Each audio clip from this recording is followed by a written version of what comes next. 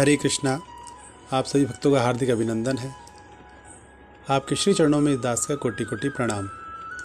तो नारद भक्ति सूत्र अध्याय 2 भक्ति की परिभाषा के अंतर्गत आज हम सूत्र संख्या 19 पर आ गए हैं, जो कि है नारद तु तत् अर्पिता अखिल आचरता तत् विस्मरणे परम व्याकुलता इति। अर्थात परंतु नारद कहते हैं कि अपने सब कर्मों को भगवान के अर्पण करना तथा उनके विस्मरण में परम व्याकुल होना ही भक्ति है। पूर्व में नारद जी ने 3 ऋषियों के अनुसार भक्ति की 3 परिभाषाएं दी थी, जैसे कि हमने श्रवण किया। विभिन्न प्रकार के भगवत पूजन में अनुराग करना भक्ति बताया था। फिर भगवान के संबंध में अथवा भगवान द्वारा कथित कथाओं आदि के श्रवण में अनुराग, ये दूसरा बताया था। तीसरा बताया था आत्मरति के आनंद स्वादन से सभी बाधाओं का निष्कासन। अब नारद स्वयं अपना मत देते हैं, जो इन मतों का विरोध नहीं करता अपितु उनकी परिणति है। कहते हैं कि भगवान सभी रूपों में श्री कृष्ण आदि एवं परम आकर्षक हैं। इसी प्रकार समस्त वैष्णवों में वृंदावन में कृष्ण के शुद्ध भक्त श्रेष्ठतम हैं। भगवान चैतन्य महाप्रभु ने घोषणा की थी कि वृंदावन में गोपियों द्वारा प्रतिपादित कृष्ण भजन से बढ़कर कोई पद्धति नहीं है। यहाँ नारद जी कहते हैं कि भगवान को क्षण भर को भी भूलने में शुद्ध भक्त को परम व्याकुलता होनी चाहिए, किंतु गोपियों के लिए कृष्ण को भूलने का कभी प्रश्न ही नहीं था। वे उनके स्मरण में इतनी मग्न थी कि वे अपनी गृह गृहस्थी के कर्तव्य का भी पालन नहीं कर पाते थे।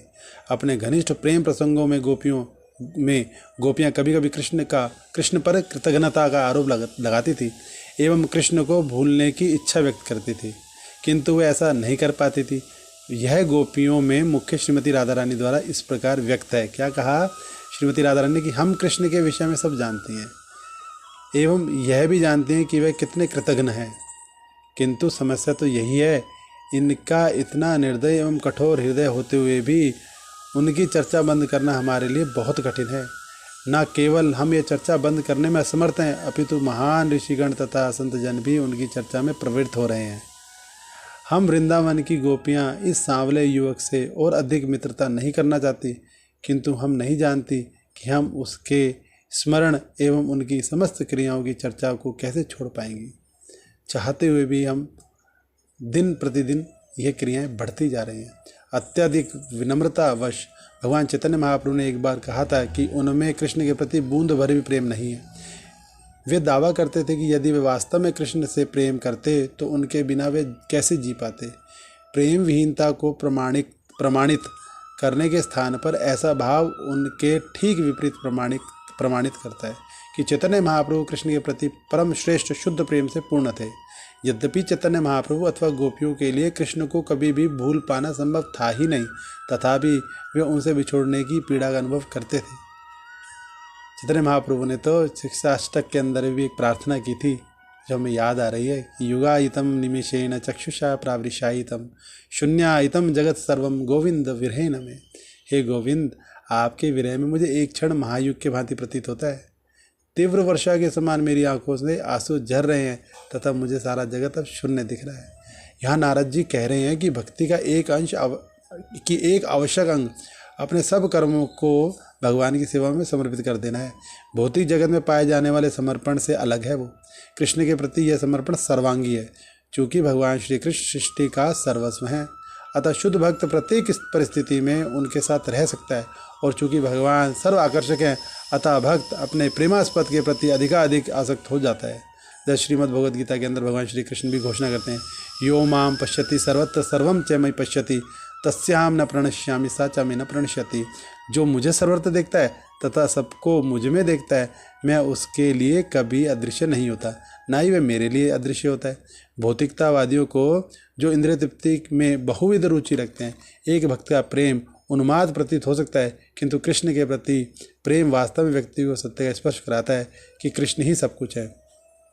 कोई पूछ सकता है कि कृष्ण के विरह में भक्त की अत्यंत व्याकुलता का अनुभव क्या सूत्र 18 का विरोध करता है, जिसमें शांडिल्य जी ने भक्ति को आत्मरति का आनंद बतलाया है। इसमें विरोधाभास नहीं है, क्योंकि चैतन्य महाप्रभु एवं अन्य शुद्ध भक्तों द्वारा विरह की पीड़ा का अनुभव दिव्य आनंद का ही एक प्रकार है। प्रेम के स्तर पर स्थित व्यक्तियों द्वारा अनुभव किए जाने वाले आध्यात्मिक भावों के क्षेत्र में दुख अथवा सुख दोनों ही परम पूर्ण एवं आह्लादकारी हैं। मनोधर्मी चिंतक एवं कनिष्ठ भक्त यह नहीं जान सकते, किंतु हम शास्त्रों से इसका विवरण सुन सकते हैं तथा आत्मज्ञानी संतों के जीवन में इसे देख भी सकते हैं। भक्त के आत्मसमर्पण का अर्थ यह है कि वह अपनी प्रेममयी सेवा के बदले में कुछ नहीं मांगता। वह केवल कृष्ण की संतुष्टि, केवल भगवान श्री कृष्ण प्रसन्न हो, केवल उनकी मन की वांछा पूर्ण हो, बस वह यही चाहता है। निस्वार्थता का अर्थ अहंकार का पूर्ण विसर्जन नहीं है।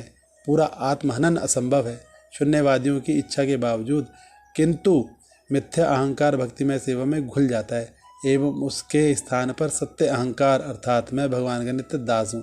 फिर ये भाव आ जाता है, अहंकार तो था, अस अभिमान जाए जनी मोरे, मैं सेवक रघुपति पति मोरे। तो जीव का सच्चा स्वार्थ से मुक्ति निहित है। जैसे नारद जी यहाँ कहते हैं कि अपने सब कर्मों को भगवान को अर्पित करना। हम सब परम जीव कृष्ण के नित्य सब कर्मों को भगवान को अर्पित करना। हम सब परम जीव कृष्ण के नित्य अविच्छिन्न अंश है।